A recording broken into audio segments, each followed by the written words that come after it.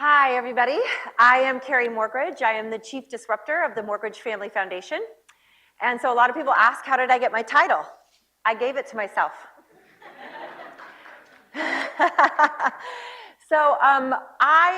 Because of the Philanthropy Roundtable, we share the same values. And the values are everything we heard this morning from Evan Feinberg, who said, we're not doing it right, we're not doing it quick enough, and we're not doing it fast enough. We're doing what Albert Einstein said years ago, where we're doing the same thing over and over and over, and we're expecting change. Well, that's just not going to cut it anymore. So our foundation aggressively seeks out rock stars like Matthew, who you're going to meet from Gateway Technical College.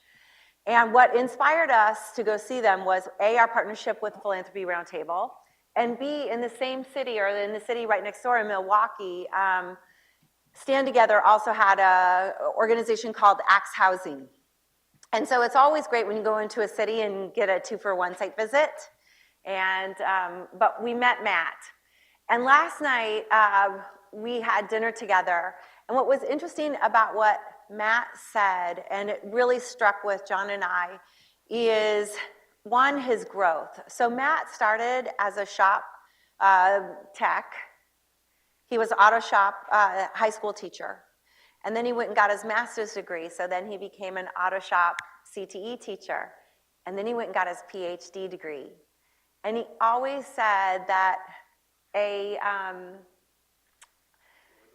prepared mind is always ready for the next venture.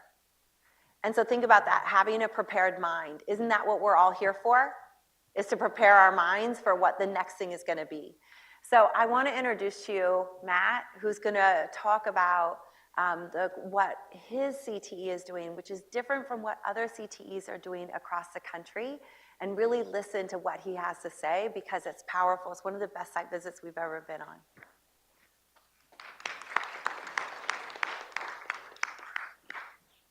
Good afternoon, everyone. As Carrie mentioned, my name is Matt Janisin. So I work at Gateway Technical College in Kenosha, Wisconsin. We're right in between Milwaukee and Chicago, so we're kind of the little brother that nobody ever really claims.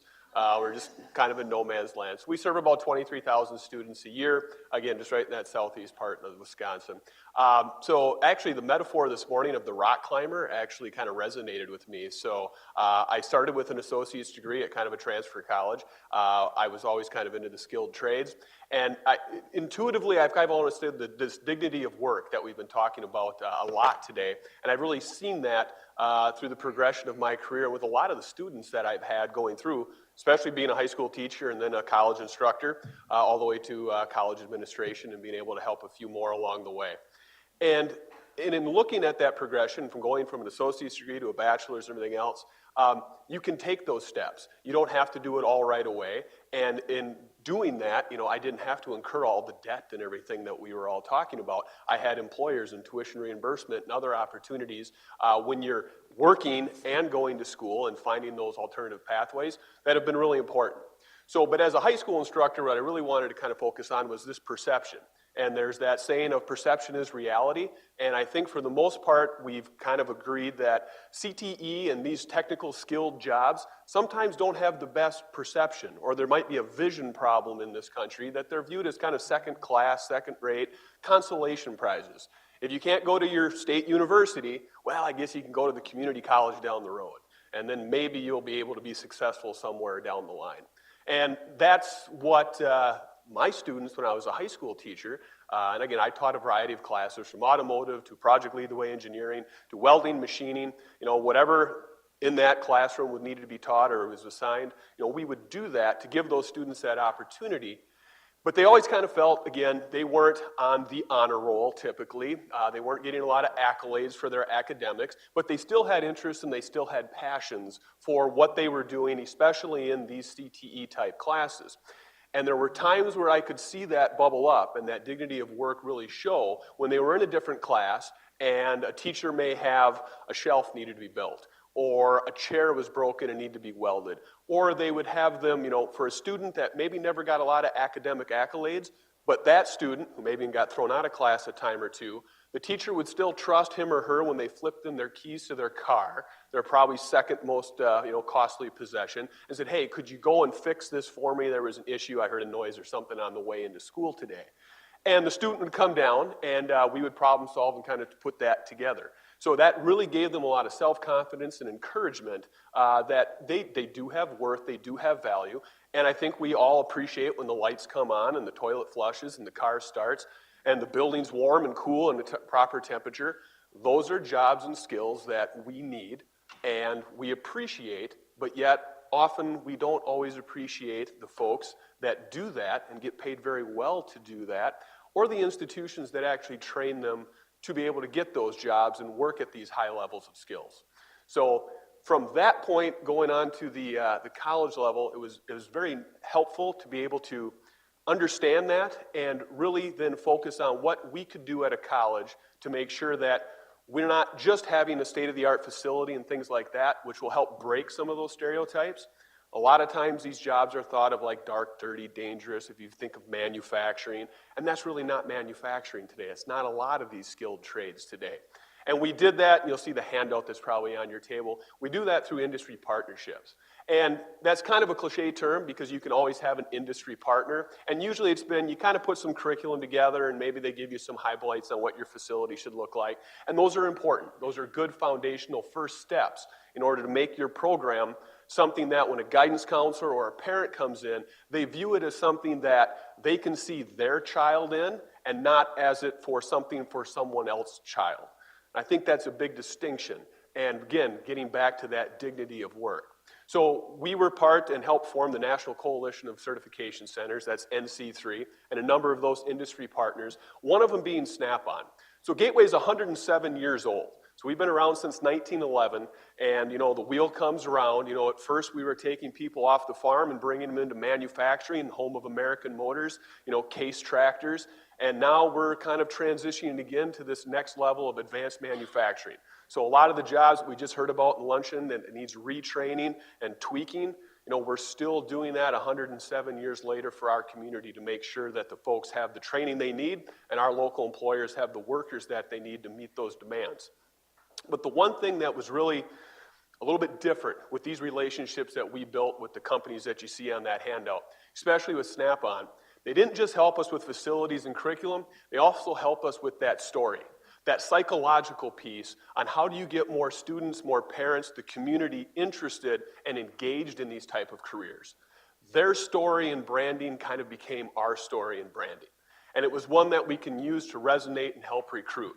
So I don't know if you're familiar with the Snap-on story, but real brief, it still started in 1920. So again, they're almost 100 years old. So we've been neighbors in Kenosha for almost a century. But again, in 2007, we took this to a different level. And their story is they had 5 handles and 10 sockets. And they snapped on interchangeably so these 15 tools could do the work of 50. And that revolutionized mechanics and technicians. The thing that's still relevant today, and that really helped us in promoting the dignity of work in CTE, was back in 1920, their founder actually said and portrayed that when they went out to sell these tools, they would roll out green jeweler's felt and lay those tools out there as they were as valuable as surgeons' knives, proclaiming to the technician that your skills are just as valuable and just as needed as that of a surgeon or any other profession that makes our society and communities work and prosper. That philosophy still is with Snap-on today. And again, being such a close partner, we utilize that. So we treat our students and the services that we're providing them as they are as valuable as surgeons' knives. And sometimes if it's a surgical tech, it's not even metaphorical anymore. It is actually really the truth. But when we start to talk in those type of aspects to parents and guidance counselors and teachers, it puts a whole different paint and light on career and technical education and the importance of it, and really the value that both the students can have and do for the community as a whole. And also, again, just the overall dignity of work for that student. They don't have to feel like it's a consolation prize. It's not a second class, I couldn't go here. And again, if they choose to do that later on, like I did, after wrenching for so long, you can still do that. Those options and those windows are still open. And that's kind of what Carrie alluded to. Make sure you're prepared and keep those windows and doors open, but you don't have to walk through them right away. Timing is everything. So make sure you prepare and go along in the proper way that is best for you, and everybody's situation is a little different. But even if you have great facilities and you have a great story to tell, You still have to make sure that the students hear it and actually come and get to see it and experience it. So the other thing on the handout is really what we've been doing with our partnerships, and not just high school. Most community and technical colleges, hopefully, are having a good relationship with their high school, because that is the direct feeder. So you have to start there. But we really looked at it as, we need this pipeline. The future workforce, we know where they're at. They're in the K-12 system right now. You can't snap your fingers and create a 19-year-old. So that population is pretty well known where they are, and that's going to be our workforce for the next 20 years.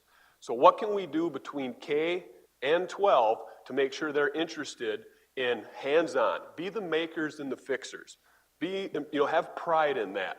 Get interested in that. And again, a lot of students today don't have those opportunities as maybe they did decades ago if they were on the farm or in the garage with dad, grandpa, uncle, or whoever. Now we have to make sure that our elementary teachers are supported and encouraged to give them project-based learning, give them an opportunity to experience these hands-on techniques. So Gateway acts as a support for that as early as kindergarten through 5th grade. And then in the middle school, we still support the teachers, but we also try to get the students on campus. Because again, if you look at our facilities, even compared to some of our universities nearby, in certain areas we have them beat, but people wouldn't guess that because we're just a technical college. So again, that's perception that they don't fully understand and realize. And then obviously the high school is where we do our dual credit. So again, in 2015-16 school year, we had over 2,500 students taking dual credit. Free to the students and also free to the high school. There was no cost. Okay, that's part of our transcripted credit agreement in Wisconsin. The teachers, we support the teachers in their classroom with curriculum. They deliver it in the high school, but they get 2 transcripts. One at the college, one at the high school. It's on the permanent record, so if they come to Gateway, we will find it and give them credit for that, whether it's 1 month after graduation or 6 years after graduation.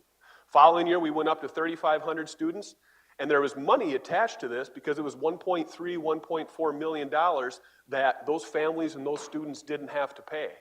This current school year, we have over 6,000 students taking dual credit in our district, just our little 3 counties of Wisconsin. Over 70% of them historically do direct enroll into Gateway, so it's a great feeder for us, and it provides them that ROI again where they can get done quicker and with less money out of pocket for them to do that. So in closing with that, it's really important to understand the dignity of work and understanding that these are not consolation prizes, and anything that we can do to give parents and guidance counselors and teachers and students the opportunity to pursue these careers is something important for us to do. Thank you.